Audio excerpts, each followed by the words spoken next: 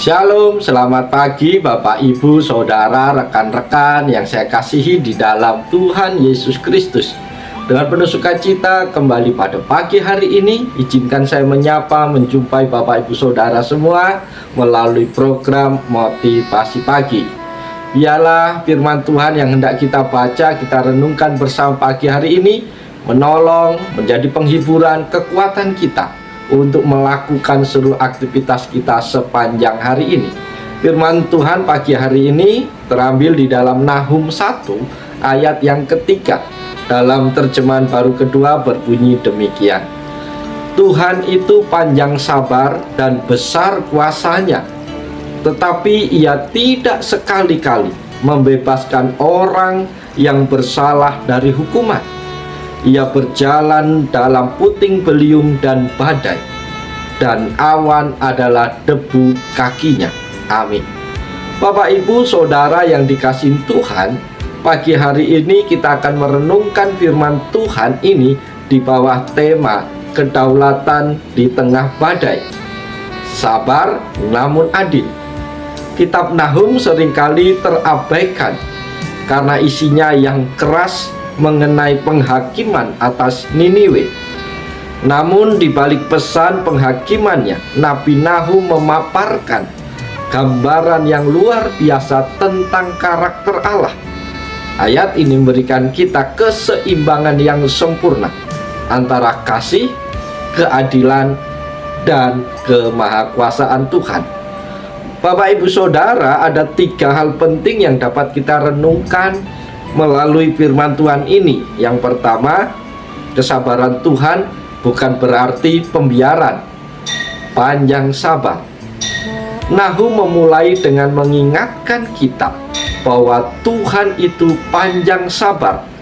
Tuhan tidak terburu-buru untuk menghukum, yang memberikan kesempatan bagi manusia untuk bertobat.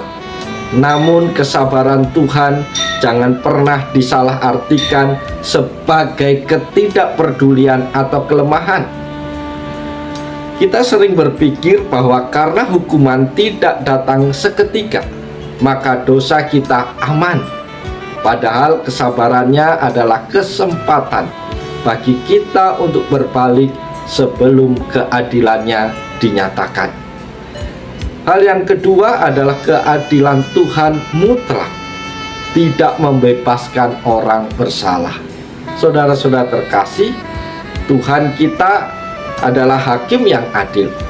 Kalimat ia tidak sekali-kali membebaskan orang yang bersalah mengingatkan kita bahwa kejahatan tidak akan menang selamanya. Bagi mereka yang tertindas, ini adalah berita pengharapan. Tuhan melihat ketidakadilan dan ia akan bertindak. Bagi kita semua ini adalah peringatan. Kita tidak bisa mempermainkan anugerah Tuhan. Allah yang pengasih adalah Allah yang juga tidak berkompromi dengan dosa.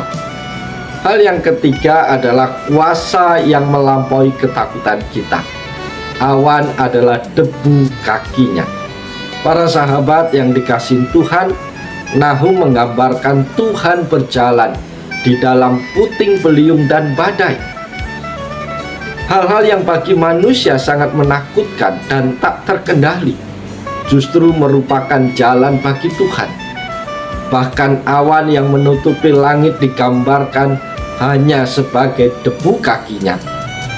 Ini menunjukkan betapa transenden dan besarnya Tuhan kita. Apa yang kita anggap sebagai masalah raksasa atau badai kehidupan yang menghancurkan, bagi Tuhan hanyalah partikel debu kecil di bawah kakinya. Bapak, Ibu, Saudara terkasih, lewat bagian firman Tuhan pagi hari ini juga ada 4 poin yang menjadi perenungan kita, yaitu poin yang pertama, kesabaran yang berkuasa. Tuhan itu panjang sabar dan besar kuasanya. Seringkali manusia menjadi sabar karena mereka tidak punya kuasa untuk membalas. Namun Tuhan berbeda. Ia sangat berkuasa untuk menghancurkan musuhnya dalam sekejap. tetapi ia memilih untuk menahan diri. Kesabaran Tuhan bukanlah tanda kelemahan, melainkan tanda pengendalian diri yang sempurna. Ia memberikan waktu bagi manusia untuk bertobat, karena ia tidak ingin satupun binasa. Poin yang kedua adalah keadilan yang tidak berkompromi. Bapak Ibu Saudara terkasih, tetapi ia tidak sekali-kali membebaskan orang yang bersalah dari hukuman. Ayat ini adalah pengingat yang serius bagi kita semua. Kasih Tuhan tidak membatalkan keadilannya.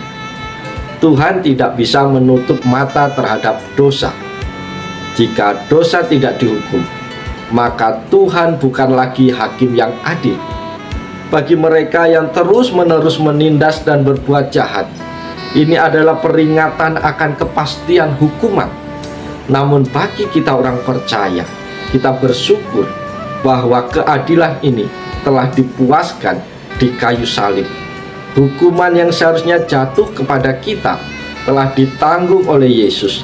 Kita tidak dibebaskan begitu saja, melainkan ditebus dengan harga yang sangat mahal. Poin yang ketiga yang menjadi perenungan kita adalah Tuhan di tengah kekacauan, puting beliung dan badai. Ia berjalan dalam puting beliung dan badai.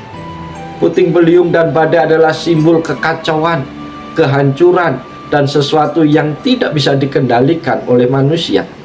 Namun Nahum mengatakan bahwa Tuhan berjalan di dalamnya. Apa yang bagi kita adalah bencana, bagi Tuhan adalah jalannya. Tuhan tidak panik di tengah badai, ia justru berdaulat di atasnya. Poin yang keempat adalah keagungan Allah yang transenden, dan awan adalah debu kakinya. Bapak Ibu Saudara terkasih, ini adalah gaya bahasa puitis yang sangat kuat. Awan yang menutupi langit yang tampaknya begitu luas dan tinggi bagi mata manusia, bagi Tuhan hanyalah seperti partikel debu kecil yang menempel di kakinya saat ia melangkah. Kalimat ini meremukkan kesombongan manusia, betapa kecilnya masalah kita, dan betapa kecilnya diri kita di hadapan kebesaran Tuhan yang tak terbatas. Bapak Ibu Saudara, melalui bagian firman Tuhan ini, Tuhan mengajarkan kita untuk tidak meremehkan Tuhan, karena ia adil dan berkuasa, tetapi juga tidak meragukan Tuhan, karena ia panjang sabar dan berdaulat di atas badai. Karena itu Tuhan terlalu besar untuk kita abaikan, tetapi juga terlalu kuat untuk gagal melindungi kita. Amin. Biarlah firman Tuhan pagi hari menolong, memberkati, memotivasi kita untuk senantiasa melangkah bersama dengan Tuhan.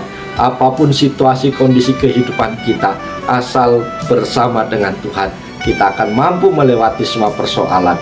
Karena bersama dengan Tuhan, kita sanggup melakukan perkara-perkara yang besar.